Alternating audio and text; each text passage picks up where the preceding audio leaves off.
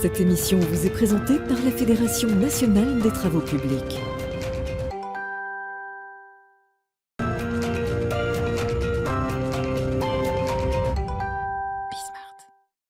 Bonjour à tous, bienvenue sur le plateau de Bismart pour cette nouvelle émission Grand Format.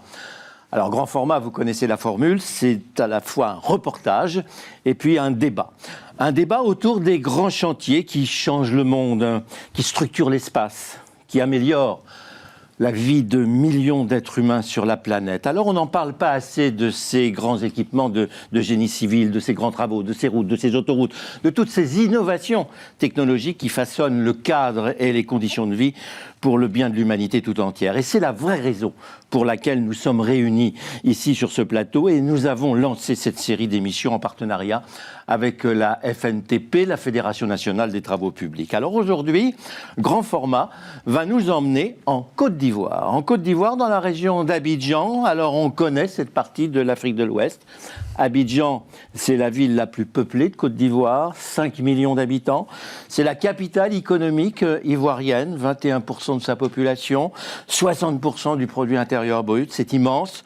Et ce qui est fascinant, c'est la cohabitation entre la modernité qu'on devine dans les grands immeubles qui dominent la ville et dans des zones de souffrance et de pauvreté aux alentours. Et le problème numéro 1 de cette région, mais c'est aussi le problème numéro 1 de l'Afrique, c'est l'eau.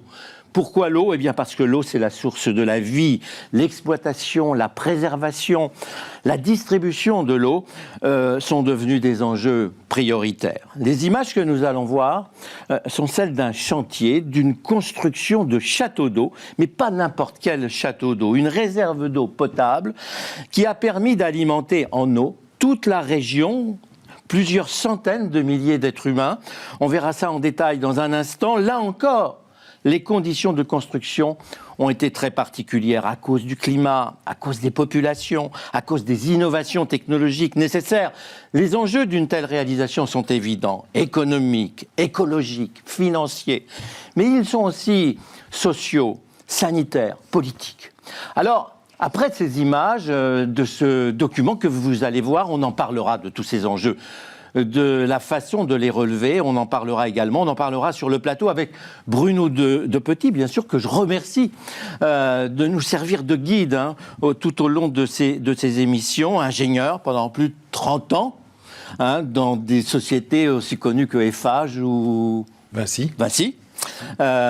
Plus donc des grands groupes de bâtiments et de BTP.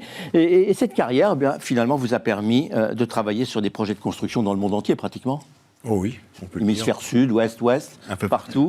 Alors, avec nous également, et c'est très important, le réalisateur de ce film, Laurent Barthélémy, qui est d'ailleurs en visio de Los Angeles. Bonjour, il ne doit pas être très tôt pour vous, là.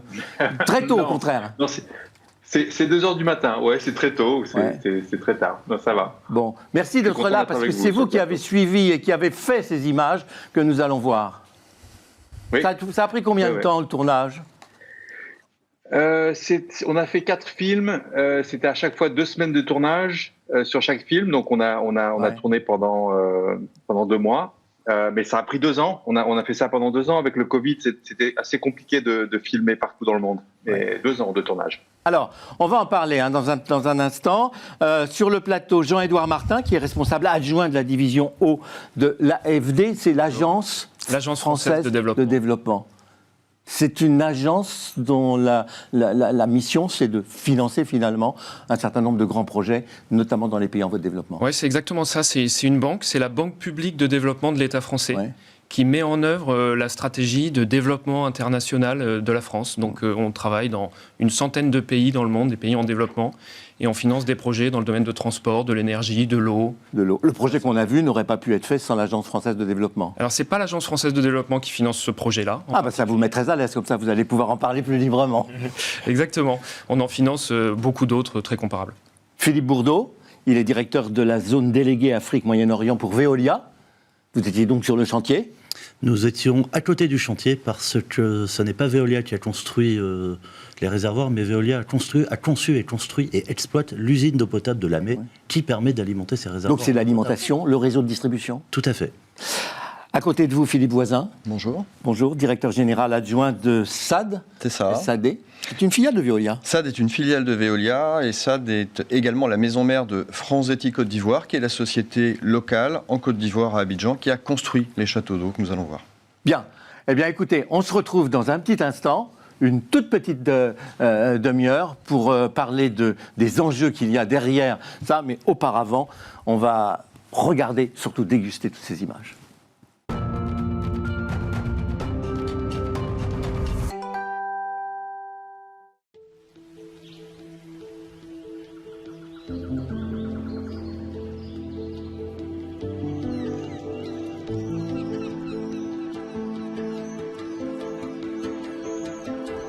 Cette série nous emmène aux quatre coins du globe pour découvrir de grands projets très différents les uns des autres, tous très ambitieux. Chaque épisode est une fenêtre sur le monde des travaux publics. Elle aidera, je l'espère, à susciter de nouvelles vocations pour nos métiers. Nous avons tourné ces images au cœur de l'Afrique de l'Ouest, en Côte d'Ivoire. Dans cet épisode, nous partons à la rencontre des tours jumelles de Lamé, les plus grands châteaux d'eau d'Afrique.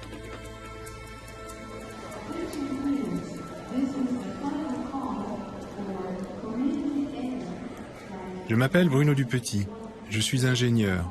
J'ai toujours travaillé dans le secteur de la construction. Bonjour, Bruno Dupetit. Bonjour, bonjour. Vous allez bien? Ça va, merci. On peut se tutoyer si tu veux. Ben, impeccable. À la sortie de l'aéroport Houphouët-Boigny, je suis accueilli par Ludovic Stoeffler. Ludovic est le directeur d'exploitation de Franzetti. C'est l'entreprise qui a gagné ces grands projets d'approvisionnement d'eau, dont les châteaux de Lamé sont une pièce maîtresse. On va aller vers la voiture. Bien que j'ai beaucoup voyagé pendant ma carrière, je ne connaissais pas du tout Abidjan, une ville moderne en pleine expansion. Une ville où presque tout le monde a un smartphone, mais qui fait face à un problème fondamental. Plus d'un tiers de la population n'a pas accès à l'eau potable. En Afrique, le problème, c'est pas tellement la ressource en elle-même, de l'eau, il y en a. Le problème, c'est la position des villes par rapport à ces ressources. Donc comment prendre la ressource, la traiter et l'amener jusqu'au client final et aux habitants, quoi. Et amener l'eau aux habitants, c'est toujours un souci, quoi, parce que tu arrives dans des zones urbaines très denses, ça s'étend très rapidement et à la fois en superficie et en hauteur. Donc à la limite, on sait gérer en superficie, ramener de l'eau à un niveau horizontal, mais dès que tu dois commencer à monter dans les étages, voilà, c'est le système de gravité, quoi. Hein. Si plus que tu montes, moins tu as de pression. Donc énormément de soucis aussi de ce côté-là. Et sur le plan technique, celui de Lamé, c'est l'icône, c'est le truc. Ouais, bah oui, c'est hyper exigeant. C'est une technologie qui est pas utilisée couramment, ni ici, ni dans toute l'Afrique. Les châteaux d'eau de Lamé sont deux tours jumelles de 40 mètres de hauteur à la conception audacieuse et novatrice. Elles permettront d'alimenter en eau potable un immense quartier, le quartier d'Abobo de plusieurs millions d'habitants. Un quartier qui s'agrandit tous les jours.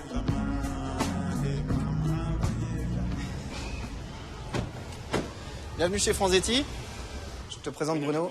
Enchanté, Bruno, Laurent Rouget, directeur de Franzetti. Là, par exemple, les deux réservoirs, ça permet d'alimenter en eau une population de combien de personnes à peu près? À peu près 2 millions d'habitants. 2 millions d'habitants? Oui, ces châteaux d'eau-là constituent la dernière étape pour une distribution effective de l'eau. Dès qu'on aura fini ces châteaux d'eau, les gens auront de l'eau. Le problème d'eau là, c'est un affaire. Parce qu'il faut te lever 3 h du matin. Maman, tu viens, tu déposes bidon. Tu n'es pas encore parti au marché, hein. Tu vas rester au château ici jusqu'à 18 h. Vous vous rendez compte? Pour prendre douche là, c'est à minuit comme ça là, une fois par jour. On veut que château là n'a qu'à venir.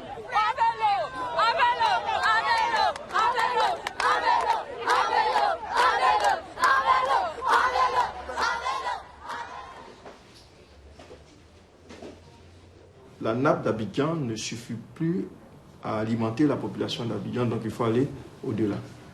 Et c'est pour cela qu'aujourd'hui, on s'en va chercher l'eau dans la mer. Les ouvrages qu'on réalise maintenant, c'est pour combler les besoins déjà identifiés. Donc il y aura de nouveaux besoins qui vont se créer. Voilà, qu'il faut créer. Donc la mer, ça tiendra d'ici 3-4 ans. Mais et après, il faudra refaire. Pour couvrir les besoins nouveaux et les besoins dans 15 ou 20 ans. L'équipe du chantier de Lamé a décidé de partager son accès d'eau potable avec la population locale pendant la durée des travaux. Aujourd'hui, c'est plusieurs millions d'habitants de la capitale qui s'approvisionnent en eau grâce à des bidons. Il faut venir chercher l'eau là où elle se trouve et la ramener chez soi tous les jours.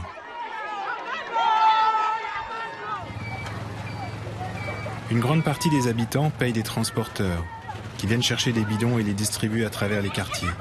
Chaque bidon coûte jusqu'à 100 francs CFA, soit 15 centimes d'euros. Il faut souvent plusieurs bidons par jour et par famille.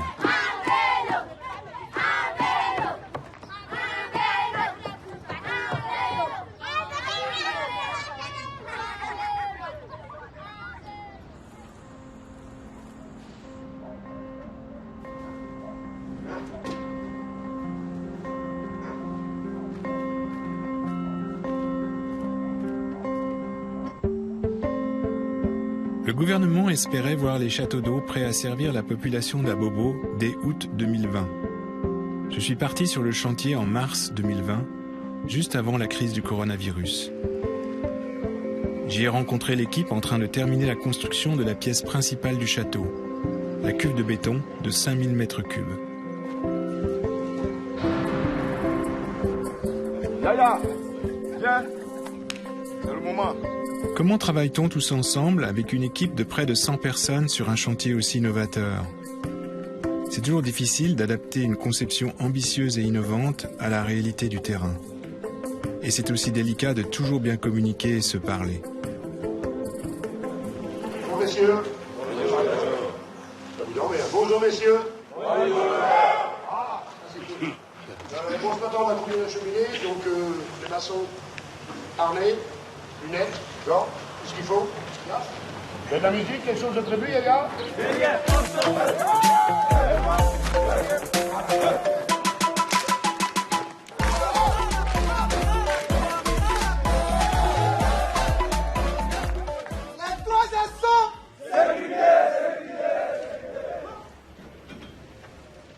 Tous les lundis, on a le quart d'heure avec le micro, un peu de musique pour faire du sport.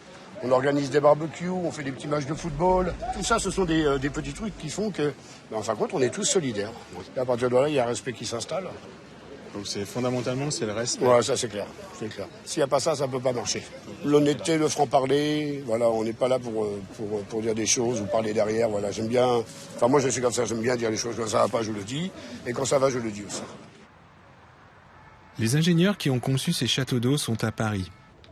Dans une conception de château d'eau classique, on fabrique les cuves en place, donc en hauteur, ce qui nécessite beaucoup d'étaiements et d'échafaudage. Ici, l'équipe a eu l'idée novatrice de les fabriquer au sol, pour simplifier leur construction, optimiser les coûts et gagner du temps, car on construit simultanément la tour centrale du château et la cuve. Les équipes de la SAD ont conçu cette façon de construire les châteaux d'eau pour Franzetti dans les années 2005. On s'était inspiré de la façon de construire les minarets. Les cabines de prière étaient fabriquées au sol avant d'être levées et scellées en hauteur. Alors, le vrai challenge pour ce chantier-là en particulier, c'est le respect des délais. Parce que tous les travaux en amont, que ce soit la prise d'eau, le traitement ou les conduites, seront terminés avant nos châteaux d'eau. C'est la dernière. C'est le dernier maillon. Toi, tu es en retard de 3 jours, tout ça. Ouais, le projet sera en retard de 3 jours. À cause du retard pris au début du projet, l'équipe est sous pression pour finir dans les temps. Quand j'étais sur place, l'équipe venait de terminer l'une des cuves au sol. La deuxième cuve était en cours de ferraillage. Des centaines de barres d'acier sont mises en place selon un design très précis. Ils servent d'armature avant le bétonnage de la cuve.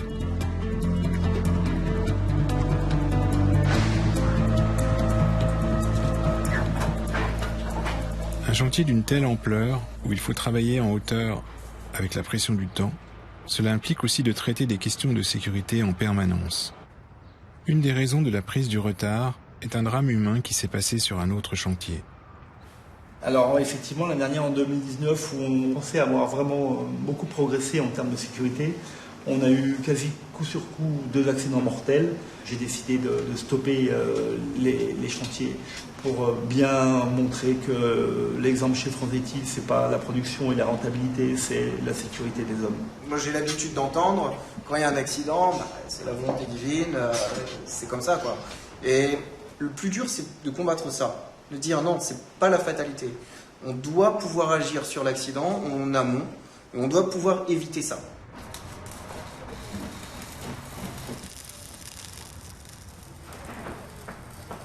Quel est le regard des ouvriers sur les dangers du métier? Nous avons rencontré Inès, soudeuse chaudronnière chez Franzetti. Le mot peur ne fait pas partie de mon vocabulaire. Moi, je n'ai pas peur de quelque chose. Tout si c'était une autre fille, elle aurait dit non, je ne monterai pas là. Il y a que ces filles-là arrêtent de compter sur les beautés, sur les physiques. Il y a des métiers qui les attendent. Il ne faut jamais se sous-estimer. Par exemple, au début, mon père n'avait pas trop confiance en moi. Il dit que toi, tu es une fille, mais qu'est-ce que tu vas m'apporter de bon? Tu te fais confiance, tu ne te sous-estimes pas et tout ira bien pour toi.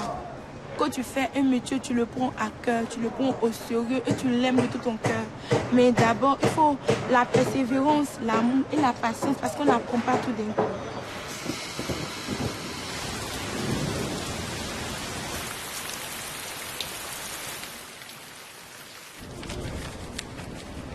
Combien de temps tu fais pour coffrer un anneau? Une semaine. Une semaine, tu le refermes en une semaine? Oui, une semaine. Yaya, c'est le chef du coffrage. Un menuisier plein de talent, très discret, mais qui est un des leaders sur le chantier. Une grande partie de l'équipe passe par lui pour les décisions à prendre en commun, parfois même pour des conseils personnels.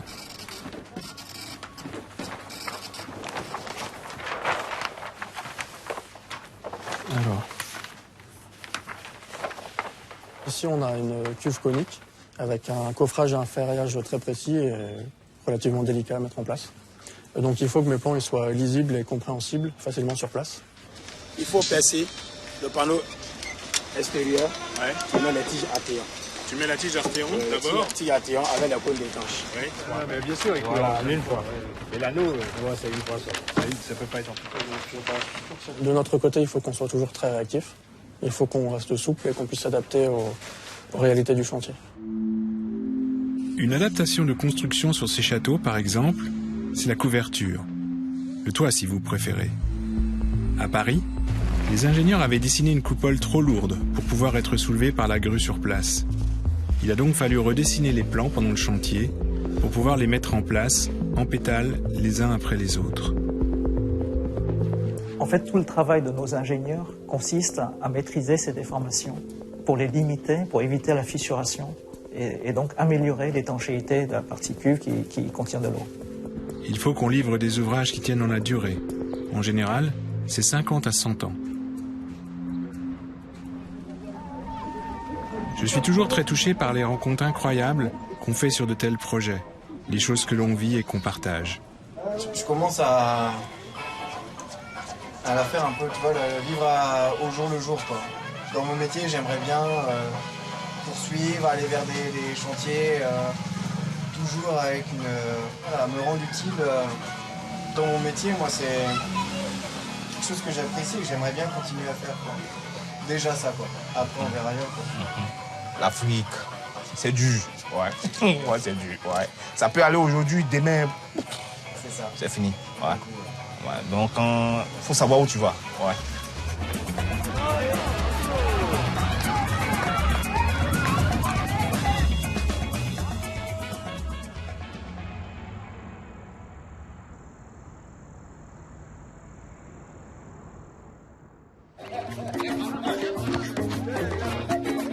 L'énergie de ces grands projets est souvent à l'origine d'histoires personnelles surprenantes, inattendues. Il y a par exemple l'histoire touchante de ces 3 jeunes du quartier qui se sont battus avec un des ouvriers du chantier. Ils l'ont volé et bien amoché, et l'ouvrier s'est retrouvé à l'hôpital plusieurs jours. Plutôt que de les envoyer en prison, l'équipe de l'AME a décidé de leur donner une chance, payer leurs dettes en travaillant sur le chantier pendant quelques semaines. Au lieu de partir en prison, on préfère travailler pour soigner. Le premier jour, j'étais un peu gêné. Je ne connaissais pas le boulot. Je ne sais pas comment je vais faire attraper les matériels. J'ai regardé mes frères, comment les gars travaillent.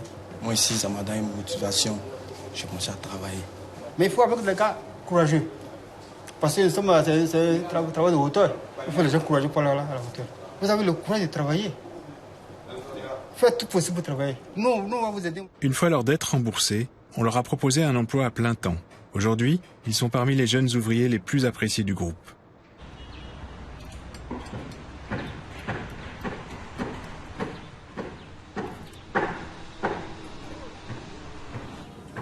Tu sais, moi je pense que je suis venu dans le génie civil parce que j'aimais bien faire des châteaux de sable, des ponts, des tunnels, des trucs comme ça. Je fais encore avec mon fils. Et moi je faisais des tunnels à la plage plutôt.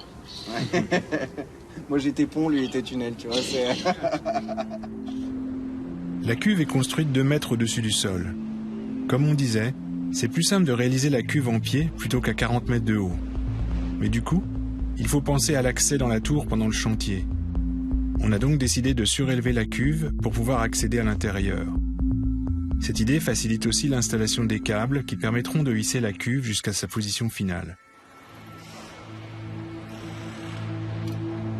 Comme le disait Mine plus tôt, le levage de la cuve sur un château de cette taille est une nouveauté. Cette innovation est une des raisons pour lesquelles Franzetti a gagné ce grand contrat. Il n'y a pas d'équivalent dans le monde pour la construction de châteaux d'eau. Le levage de la cuve de 3500 tonnes se fera tout doucement, sur 2 jours, centimètre par centimètre. Un autre élément surprenant de la conception, c'est que c'est une cuve suspendue.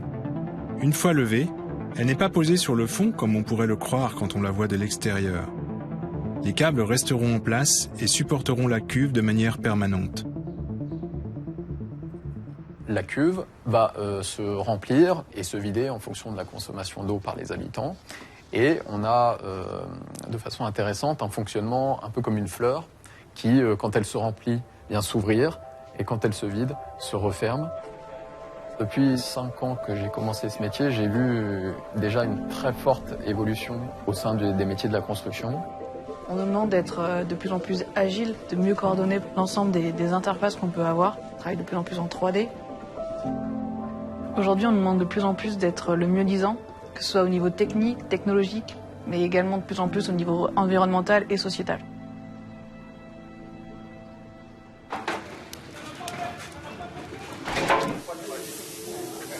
J'ai ressenti la fierté des équipes, à Paris et sur place à Abidjan. Malgré la dureté de notre métier, les longues heures de travail et les moments de stress, c'est une vraie passion pour le métier qui les anime et les entraîne. C'est un métier de la vie, quoi. C'est des relations qu'on peut avoir, qu'on retrouve dans la vie, quoi. Valeurs humaines,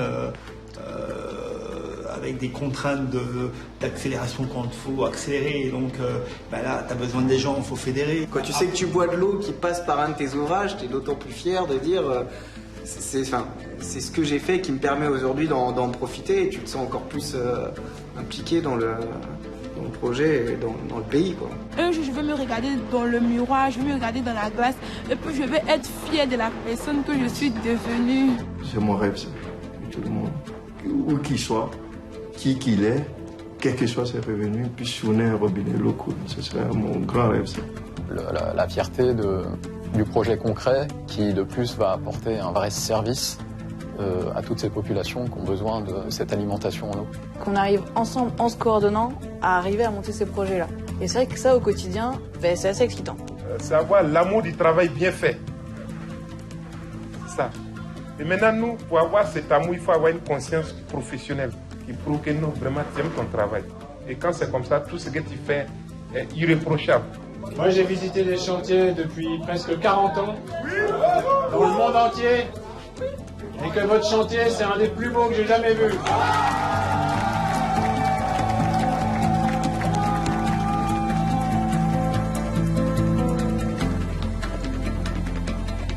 Non, mais je pense que ce métier est un métier qui associe à la fois l'ingénierie, mais il y a le réel. Et le réel, c'est le faire, c'est construire, et à la fin, on délivre un ouvrage. Et en plus, c'est faire œuvre utile, c'est-à-dire que c'est avec une utilité, un sens final. En l'occurrence, là, c'était l'eau. Ouais, donc c'est un métier extrêmement riche.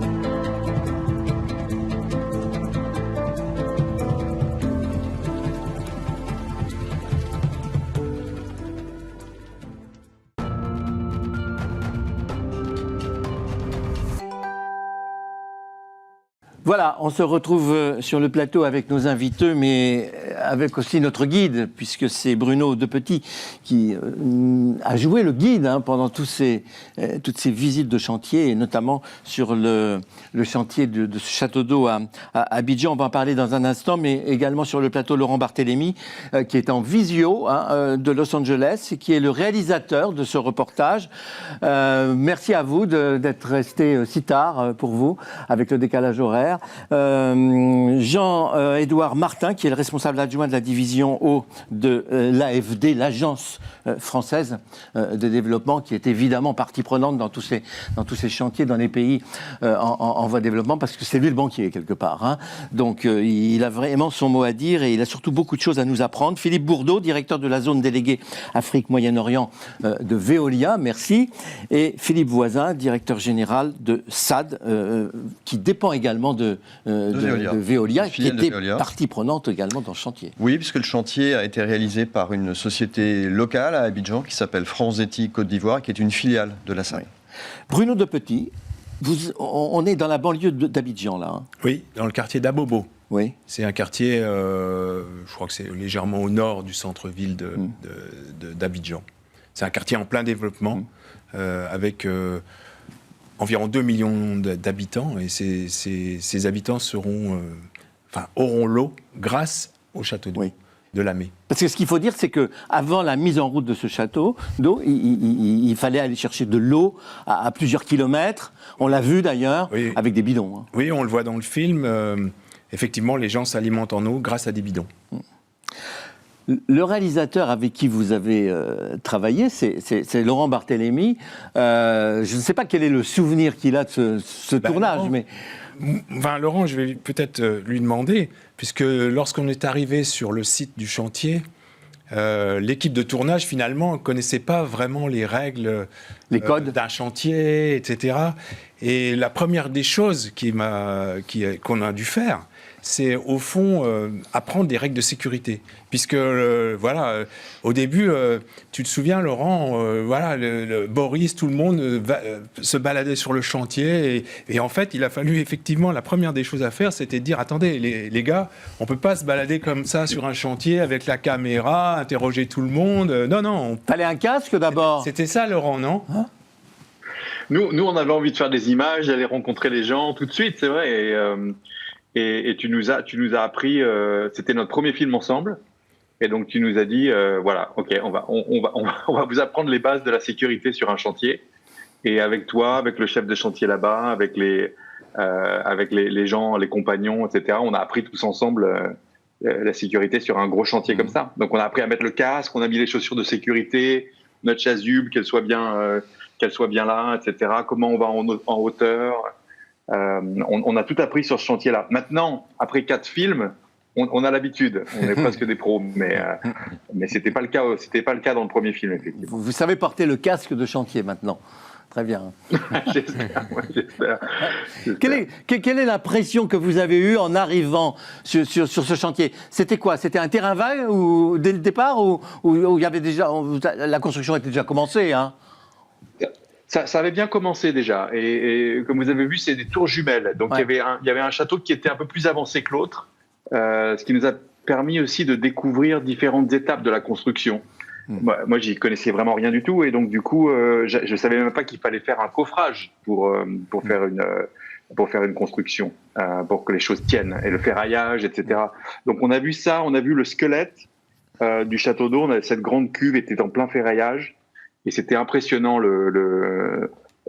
ce web, cette toile d'araignée de ferraillage était impressionnante. Donc on a vu ça, on était en plein milieu, c'était le plein. Je pense, Bruno, dis-moi si je me trompe, mais je pense qu'on était au milieu du chantier à ce moment-là. Oui, on était au milieu du chantier puisque les cuves n'étaient pas levées encore, puisqu'elles finissent par être levées. Et on était il y a un système d'ascenseur, on le voit bien. Hein. Des câbles, oui. Hein? Mais ce qui est amusant, effectivement, dans ce que dit Laurent, c'est qu'au début, il me dit Bruno, comment on fait du béton? Bruno, c'est quoi les aciers, etc. Le coffrage. Enfin, on était. Il a fallu que je révise les bases de la construction. Alors, ce qui est passionnant dans le film, on le voit bien, c'est qu'il y a à la fois, vous avez réussi, hein, là, bravo, à montrer la technologie, l'innovation, enfin la technique même, hein, faire cette pédagogie-là, et c'est pas très simple de le faire, mais aussi tout l'environnement humain qu'il y a autour, les rapports qu'il y a entre les gens, et qui sont quand même très très importants, à la fois pour la sécurité et pour la finition du chantier. Mais c'est vraiment des projets qui sont autour de ces hommes et de ces femmes. C'était vraiment, même s'ils sont des projets gigantesques et qu'on a tendance à avoir les yeux rivés sur l'échelle des choses, et on s'est vraiment rendu compte que ce sont ces personnalités-là, ces gens passionnés qui font tout en fait, qui font depuis les compagnons jusqu'au management, les chefs de chantier, ils sont vraiment tous ensemble pour construire ça. Et c'est ces personnalités-là, tous ensemble, qui construisent quelque chose de très beau. On a été vraiment très touchés par les gens qu'on a rencontrés. Mais on le voit, on le sent, partout, hein. Les questions que vous leur posez et les réponses qu'ils apportent, c'est très émouvant.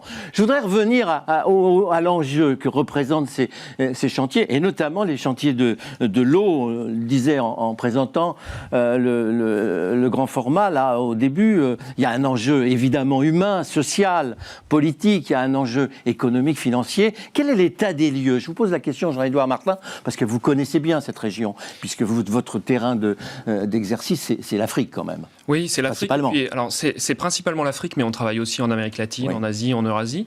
Mais vous avez raison, c'est très important de rappeler l'état des lieux. Aujourd'hui, dans le monde, il y a à peu près 2 milliards de personnes qui n'ont pas accès à un système d'eau potable géré en toute sécurité. En assainissement, c'est pire. Il y a à peu près la moitié de la population mondiale qui n'a pas accès à un système d'assainissement satisfaisant. En Afrique subsaharienne, c'est à peu près 70% de la population qui n'a pas accès. C'est l'état sanitaire derrière qui est en jeu. Hein. Et effectivement, l'eau, c'est un enjeu essentiel d'équilibre, à la fois pour les sociétés, pour les écosystèmes, et en effet, des impacts sanitaires très forts. Aujourd'hui, les maladies hydriques, c'est dans le top 10 des causes de mortalité mondiale. On estime qu'il y a à peu près 1,5 million de personnes qui meurent chaque année de maladies diarrhéiques, dont 360 000 enfants de moins de 5 ans. 1000 enfants par jour qui meurent. Liées à la mauvaise gestion de l'eau et de l'assainissement. Alors, c'est une préoccupation, c'est une obsession de beaucoup de gouvernements, de beaucoup d'agences, dont la vôtre. Cette bataille de l'eau, parce que c'est bien une bataille dont il s'agit, notamment en Afrique, elle est gagnable ou ? Alors elle est gagnable, mais il faut qu'on fasse plus. D'abord, je voudrais remercier toutes les personnes ici et le réalisateur, parce que je trouve que l'un des avantages de ce reportage, c'est qu'il met à l'honneur et il met en visibilité cet enjeu dont on parle malheureusement pas assez. Aujourd'hui, on estime, pour atteindre les objectifs de développement durable que la communauté internationale a fixés à 2030, accès universel à l'eau et à l'assainissement, donc pour tous en 2030, il faudrait multiplier le rythme de progression des efforts par 4. C'est-à-dire qu'aujourd'hui, la situation s'améliore, mais pas du tout assez vite pour espérer atteindre cet accès universel. Est-ce qu'on a l'argent ? Est-ce qu'on a l'argent ? Donc le financement, c'est un des grands enjeux. effectivement, parce que qui dit multiplier par 4, ça veut dire plus de... Ces pays n'ont pas les moyens de faire ça. Ces pays n'ont pas les moyens de faire ça. On est là, les banques publiques de développement, l'AFD, la Banque mondiale, tous les acteurs du secteur sont là pour les accompagner. C'est pas suffisant, il faut aussi qu'on arrive à mobiliser d'autres sources de finances. Et je voudrais également dire que l'enjeu financier, il est essentiel, mais il y a un autre enjeu qui doit accompagner la montée en puissance sur l'aspect financier, c'est la montée en puissance sur les aspects de gouvernance et de compétences. C'est-à-dire qu'on peut mettre tout l'argent... Donc de formation. De formation sur le terrain pour construire des infrastructures. L'exemple du reportage est très parlant là-dessus. Pour les gérer derrière, pour les exploiter. On a beaucoup de capacités en France et il faut que d'autres pays dans le monde aussi montent en compétences. Et puis, il faut que les États aient les capacités de gérer ces infrastructures. Gérer des sous-traitants, des entreprises, des hommes et des femmes qui travaillent sur ces secteurs. On s'est aperçu avec Bruno, mais je parle sous votre contrôle, que de la mise en route d'un chantier, tel qu'on les a visités là, dans le grand format, ça prend beaucoup de temps. Entre le moment où on décide, où on pense, et le moment où on commence à mettre la clé dans le moteur et que ça fonctionne. Ça prend combien de temps entre le moment où on prend cette décision et le moment où l'eau va couler dans le robinet de la cuisine d'un million de personnes? Ce sont des projets de très long terme, parce qu'effectivement, il y a l'étape de production, ensuite il y a l'étape de distribution. Ce sont des infrastructures qui sont longues à construire. Pour vous donner un ordre de grandeur, un projet qu'on finance à l'AFD, c'est minimum 5 à 7 ans d'exécution avant que le projet sorte de terre et soit opérable. Et d'ailleurs, à Abidjan, pour rebondir avec Laurent, on a été visiter des habitants qui avaient chez eux le robinet. Ils avaient déjà installé la cuisine. Ils avaient déjà le lavabo. Mais il n'y avait pas d'eau. Mais ils n'avaient pas d'eau. L'eau ne coulait pas. Alors, si on reprend un peu toute la chaîne de valeur de cette économie-là, le robinet, il y a le réseau qui va acheminer l'eau et puis il y a le château d'eau. Ça prend combien de temps de la construction effective d'un chantier comme ça, Philippe Bourdeau? Alors, avant le château d'eau, il y a même une usine, puisqu'il faut aller chercher l'eau. Il faut aller chercher l'eau et il faut la puiser dans la nappe. En l'espèce, on la prend dans la rivière Lamé. Il faut découvrir la nappe. Non, vous prenez la nappe. On la prend dans la rivière. On la prend dans la rivière, mais sa quantité et sa qualité diffèrent avec la saison des pluies, avec la saison sèche, et donc il faut la nettoyer, il faut la rendre potable. Donc c'est une usine qu'on a mis à peu près 4 ans à construire. Ensuite, on raccorde cette usine au château d'eau en poussant avec des pompes pour que le château d'eau est en hauteur sur la colline. Bien sûr. Et puis après, il faut distribuer. Tout le système fonctionne par la différence de gravité. C'est la gravité. Depuis les Romains, on n'a rien inventé. On est toujours avec les Romains. Et ensuite, du château d'eau, il faut aller dans les villes, à Bobo, à Cocody, sur tout le nord-est d'Abidjan. 2,5 millions d'habitants vont avoir de l'eau. 2 millions, là. 24 heures sur 24. Aujourd'hui, à Abidjan, même à part au plateau, qui est le quartier d'affaires et le quartier des ministères, il n'y a pas de l'eau au robinet 24 heures sur 24. Il y a des tours d'eau, c'est-à-dire que dans certaines zones, il y a de l'eau 6 heures par jour, et puis après, on tourne. L'usine, aujourd'hui, elle est conçue à 240 000 mètres cubes jour. Ça fait 2,5 millions d'habitants à peu près. Aujourd'hui, elle fonctionne au quart de sa capacité parce que les tuyaux, pour aller jusqu'au robinet des habitants que vous avez rencontrés, les tuyaux ne sont pas finis. Donc ça va prendre 2 ans encore pour aller tirer les tuyaux juste en ville, juste dans les rues et juste au domicile. Alors, on l'a vu, il y a des enjeux financiers, mais ça, c'est un peu votre travail. Il y a des enjeux sociaux, sanitaires, tout ça. Mais il doit y avoir des enjeux technologiques dans un chantier comme ça. On doit être obligé de profiter d'innovations technologiques importantes pour pouvoir accélérer l'ordre des choses et l'efficacité, non? Alors, enjeux technologiques, parce que, je l'ai dit, la qualité de l'eau dans la rivière, elle varie. Pendant la saison des pluies, il y a beaucoup d'eau. Il y a beaucoup d'eau. L'eau est charie du limon, elle est marron, il n'y a pas d'autre mot à dire. Donc il faut modifier la formule à chaque fois. Il faut modifier les traitements en continu, au jour le jour. Aujourd'hui, les process de traitement d'eau qu'on a déployés sur l'usine de Lamé, c'est les mêmes que vous avez en banlieue parisienne. Voilà. Alors, enjeu humain aussi, et là je vais me tourner vers Laurent Barthélémy, parce qu'il y a une séquence que vous avez tournée dans le reportage qui nous a tous émus et interpellés. C'est quand on voit des jeunes délinquants que les responsables de chantier vont finalement sauver de la prison, en leur évitant la punition et en leur offrant en contrepartie de travailler, et au-delà de leur apprendre un métier. Mais on se dit, c'est pas vrai ça. C'est un scénario. Je veux pas dire que vous l'avez inventé, mais vous l'avez construit. on dirait que c'est construit, mais quand on m'a raconté cette histoire, j'ai tout de suite voulu les rencontrer, les trois jeunes, et avoir leur point de vue, savoir ce qu'ils avaient à nous raconter. Et ça paraît incroyable. En fait, ils galèrent. C'est vraiment de la. Ils sont dans leur quartier. Ils ont cru qu'ils n'avaient pas d'autre chance que d'aller essayer de voler un des ouvriers. Et quand on leur a donné une chance, ils l'ont prise. Et comme on voit dans le film, tout le monde les adore maintenant. Ils font partie de l'équipe. Ils travaillent dur. Ils sont heureux de pouvoir gagner leur vie, etc. C'est vrai que ça paraît comme ça presque un. C'est miraculeux, quoi, quelque part. Fiction, oui. Mais ça marche. Ouais. Ça a marché. Mais ce que j'ai vachement aimé, pour rebondir juste sur cette chose-là, ce que j'ai aimé, c'est la manière dont les boss locaux, il y a Yaya, je me souviens de lui en particulier, Pascal, ces deux. Bruno, tu m'aideras pour trouver les noms, mais c'est des maîtres le chef de coffrage et puis le chef ferrailleur, je crois. Oui. Qui ont décidé, c'est eux qui ont pris la décision de dire venez, on va parler des choses ensemble et on va vous donner une chance et vous allez payer votre dette en travaillant. Et je trouve que, je sais pas, j'ai trouvé ça tellement courageux de leur part, mais ils ont vu quelque chose et puis ça a marché. Oui, et puis il faut reconnaître aussi que le chef de chantier, Jean-François, il a été dans ce sens-là aussi. Jean-François Dorion. Ouais. Mais Philippe Bourdeau, vous êtes confronté à la situation sociale, évidemment, sur le terrain, à la délinquance. Il faut gérer ça, faut l'assumer. Il faut gérer. Alors, dans nos métiers, on est plutôt sur du vol d'eau, on est sur du vol de matériel de chantier, effectivement. Il faut le gérer. Mais Veolia, en Côte d'Ivoire, est ivoirien. Au Maroc, on est marocain. Voilà, donc c'est notre responsabilité aussi de travailler avec les populations, d'expliquer. Et puis, on le voit, des habitants réclament on veut l'eau, et d'amener l'eau, puisque l'eau, c'est la vie. Mais Pasteur disait, nous buvons 90% de nos maladies. Donc, c'est aussi la santé. Et puis, bien souvent, un lien avec le retour des femmes ou des jeunes filles à l'école, puisque la corvée d'eau est épargnée, puisqu'on peut vous amener l'eau. Aussi important que la route. Quelque part, qui permet d'aller d'un point à un autre. Est-ce que vous mesurez, Jean-Édouard Martin, l'impact économique et social? Est-ce que vous avez des instruments de mesure pour savoir finalement si ça sert ou quelle est l'utilité réelle de tout ça? Ouais. La première chose, c'est qu'on estime, les études économiques estiment qu'un dollar investi dans le domaine de l'eau ou de l'assainissement, c'est 3 dollars récupérés du fait des externalités économiques liées à l'approvisionnement en eau. Donc vous avez évoqué effectivement la corvée d'eau pour les femmes.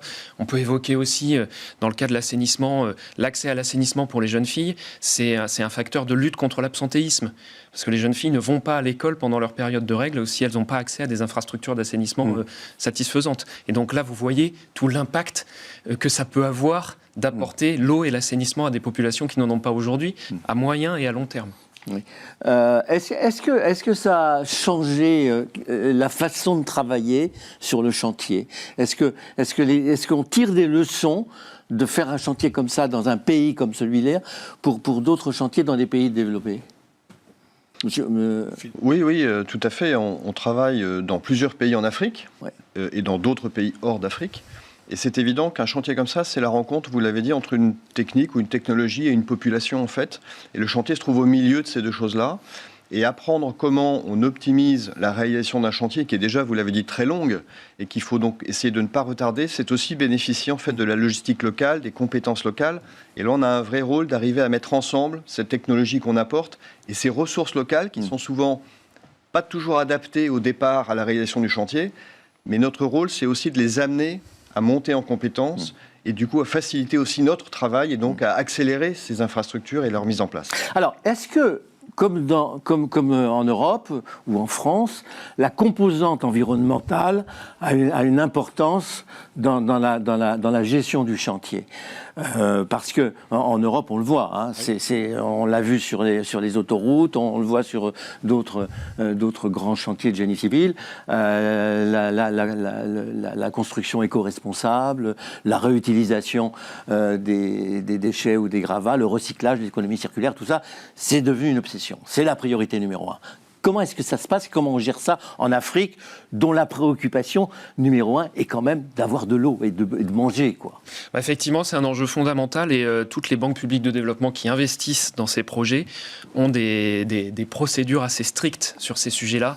On parle souvent de l'approche ne pas nuire, c'est-à-dire qu'on ne va pas faire un projet si on n'en a pas mesuré toutes les conséquences et si on n'a pas atténué, géré les conséquences potentielles, et notamment sur l'environnement. Oui. Donc ça, après, ça va se traduire dans l'attention dans les contrats et dans l'attention que les entreprises auront sur ces sujets. C'est vous, banquier, c'est vous, constructeur, qui a imposé ou qui a appliqué des normes, ou ce sont des normes qui sont impliquées, qui vous sont suggérées ou même imposées par les administrations locales, les politiques?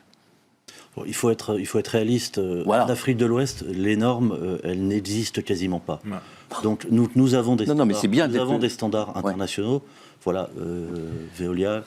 Mais si on prend l'exemple du chantier là, c'était très intéressant. Ils ont fait des forages pour avoir de l'eau sur le chantier. C'est puisqu'il n'y avait pas d'eau, donc il fallait faire des forages. Et cette eau-là, donc ils l'ont mesurée, analysée, etc. Et ils l'ont partagée avec la population. On le voit très bien dans le film.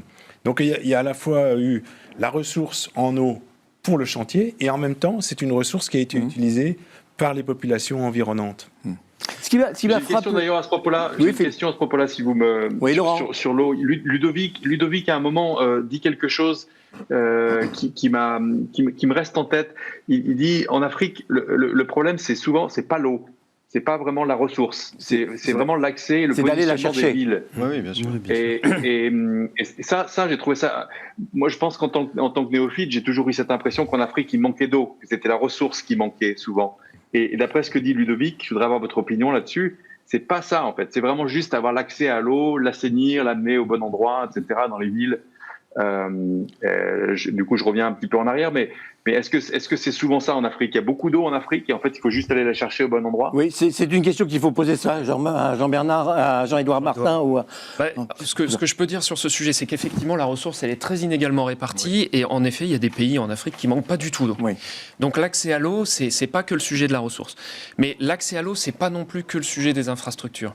C'est aussi le sujet d'une autorité mise en place qui gère des infrastructures et qui fait que 20 ans après les avoir mises en place, elles sont encore opérables. Oui. Alors, ce qui m'a surpris, c'est l'immensité du chantier, c'est le côté grandiose de ce chantier, c'est énorme. Et je sais qu'il y a un débat, notamment en Afrique, notamment dans certaines ONG ou agences, entre cette distribution d'eau, qui est une distribution, j'allais dire, industrielle, à des masses de population importantes, et le choix de distribuer de l'eau village par village avec des petits puits, des petites pompes, des petites choses comme ça. Est-ce que c'est un vrai débat et est-ce qu'il est tranché? En fait, c'est pas un débat, c'est une réalité, c'est un constat. Il y a des zones très urbaines et il y a des zones moins urbaines et les systèmes sont pas les mêmes pour desservir toutes ces populations-là. Ouais. Donc effectivement, quand on travaille à l'accès universel à l'eau et à l'assainissement, il faut être capable d'aller construire des énormes usines, des châteaux d'eau, et puis de temps en temps mettre en place des systèmes ad hoc, des pompes à main hydrauliques. On finance des pompes à main hydrauliques dans des zones rurales.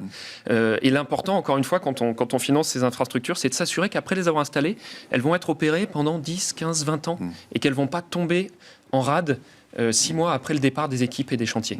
Alors, en regardant le film et en vous écoutant, j'avais des questions qui me venaient, mais c'est des questions qui non pas des questions qui fâchent, mais des questions qui sont la réalité. L'eau, c'est cher, on voit bien. D'abord parce que c'est ce que vous faites là, c'est immense, c'est coûteux.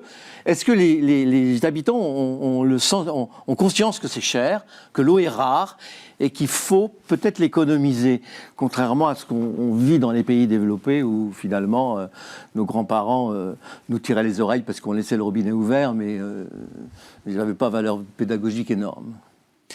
Alors l'eau est chère effectivement, mais l'eau en bidon qu'on voyait transportée par... elle est encore plus chère bah oui, mais ça... que l'eau qui est arrivée au robinet. Ouais. Et elle arrive par bidon de 20 litres. Ouais. Elle est encore plus chère. Vous avez différents modèles qui existent, et je pense que monsieur de l'AFD peut l'expliquer. C'est un choix politique. Dans certains pays, comme le Maroc, les systèmes d'eau, le gestionnaire de l'eau et de l'électricité sont les mêmes. Et en fait, le prix de l'électricité subventionne un faible coût de l'eau. Donc c'est un choix politique qui est décidé par les gouvernements, par les autorités en charge.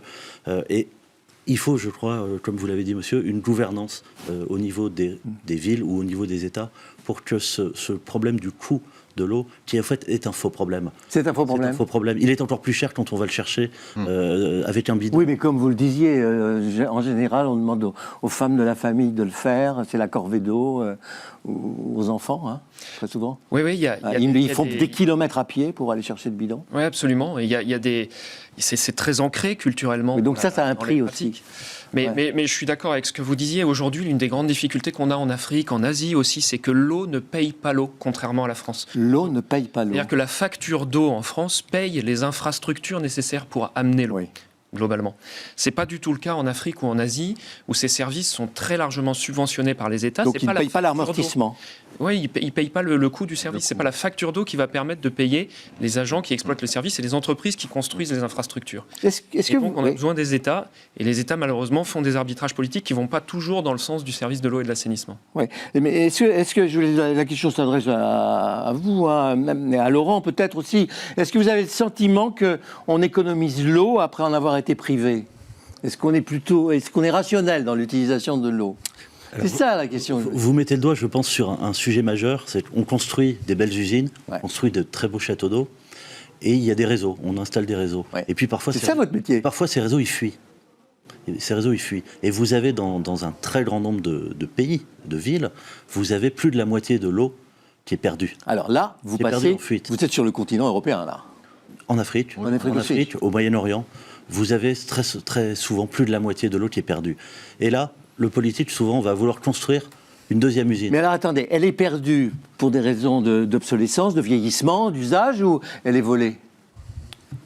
Les deux, mais principalement pour des raisons de non-entretien du réseau, parce que l'entretien d'un réseau, ça coûte cher, ça ne se voit pas, c'est souterrain. Et donc vous avez un phénomène marginal qui est de vol. Mais ça, c'est le problème de la société qui distribue. Il faut faire payer le consommateur. L'entretien est payé, non, monsieur Voisin ? Alors, oui, c'est vrai, mais la perte est à un niveau tel que ça pose un vrai problème de réflexion sur ce qu'est devenu cet argent qu'on investit dans les infrastructures. Ouais. Et nous qui sommes à Abidjan et en Côte d'Ivoire depuis une trentaine d'années, un des avantages que nous avons sur ce marché local, qui est un marché par ailleurs très compétitif et très difficile, c'est d'essayer de garantir en fait à nos clients une qualité de réseau, une construction de qualité qui permet de réduire ce niveau de fuite dans le temps. Parce que vous imaginez bien que si vous construisez un réseau, et vous avez dit tout à l'heure que cela coûtait cher, et c'est tout à fait vrai, si vous construisez un réseau et que 10 ans après, on perd 30% de l'eau qui est produite, c'est de l'argent, excusez-moi l'expression, jeté par les fenêtres.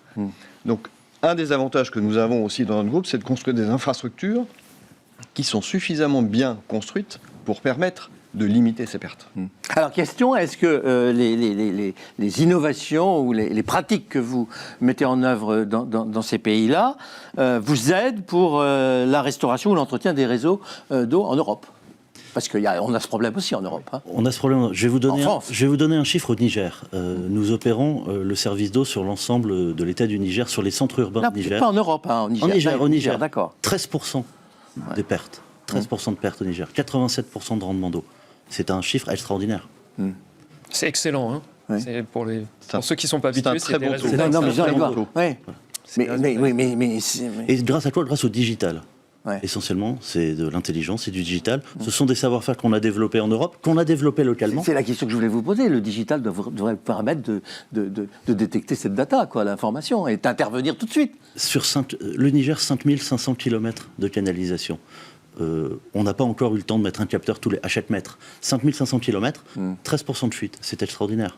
Et des solutions qui ont été développées là-bas sont développées en France et vice-versa. C'est aussi notre savoir-faire et notre ancrage, 170 ans d'histoire en France, qui nous permettent de développer ces moyens pour lutter contre le gaspillage et contre le dimensionnement des ouvrages qui, au fait, ne sert à rien. Jean-Édouard Martin, l'agence dont vous vous occupez, finance aussi la restauration des installations oui, bien sûr.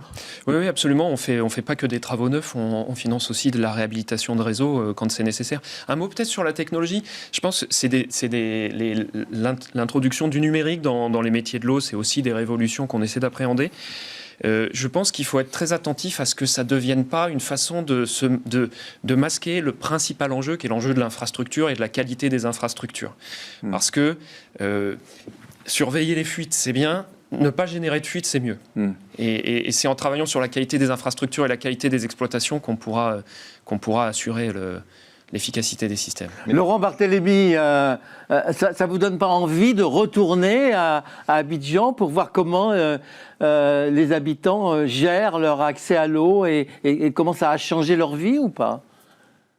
C'est ce que j'allais demander peut-être au président de la SAD. J'allais demander où en est-on avec les châteaux de la Mai, les gens qu'on a rencontrés. J'ai entendu un petit peu qu'un quart des gens ont accès à l'eau maintenant, mais les châteaux d'eau fonctionnent. Qu'est-ce qui se passe en ce moment Bruno nous a donné quelques éléments, mais pas encore. Ils fonctionnent ou pas? Oui, alors ils sont fonctionnels, mais comme l'a dit Philippe tout à l'heure, l'ensemble du système qui inclut en fait l'usine, les réseaux qui alimentent les châteaux d'eau eux-mêmes et les réseaux de distribution, l'ensemble en aval, c'est-à-dire sur le réseau de dispersion, comme on appelle ça à Abidjan, n'est pas complètement terminé. Donc c'est un chantier en plusieurs phases. Et en fait, on sera content, on sera satisfait lorsque tous les robinets dont vous parliez tout à l'heure, quand vous les tournerez, l'eau coulera. Ce n'est pas encore le cas. Et il y a des compteurs, parce que vous disiez tout à l'heure que effectivement le consommateur ne paye pas l'amortissement de l'installation, mais il paye l'eau.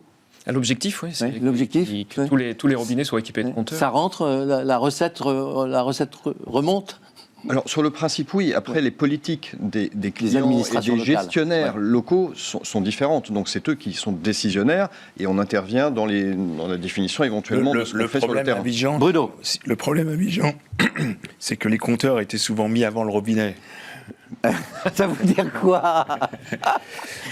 C'est une blague. Voir à l'envers. Voir à l'envers. Voir à l'envers. Les compteurs sont mis dans le mauvais sens.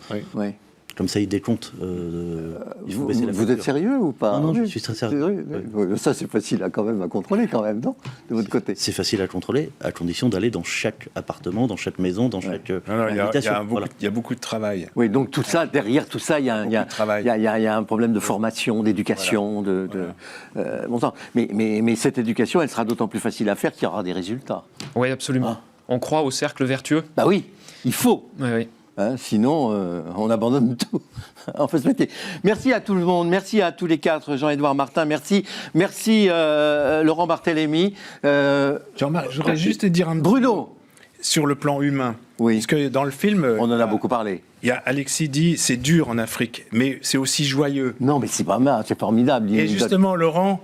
La scène du danseur, c'est un coffreur, et tout ça, ça a été complètement improvisé, la scène de la danse à la fin du film. Oui. N'est-ce pas, Laurent?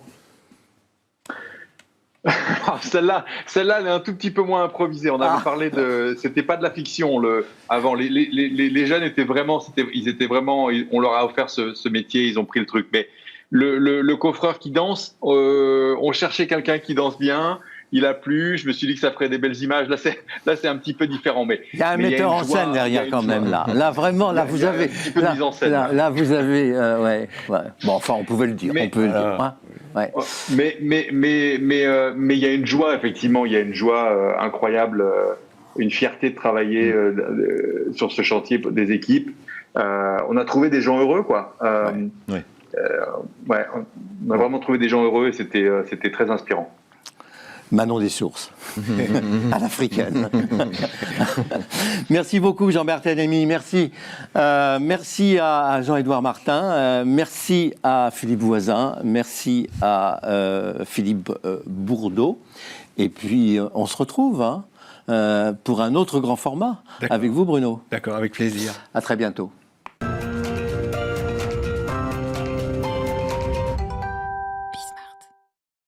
Cette émission vous a été présentée par la Fédération nationale des travaux publics.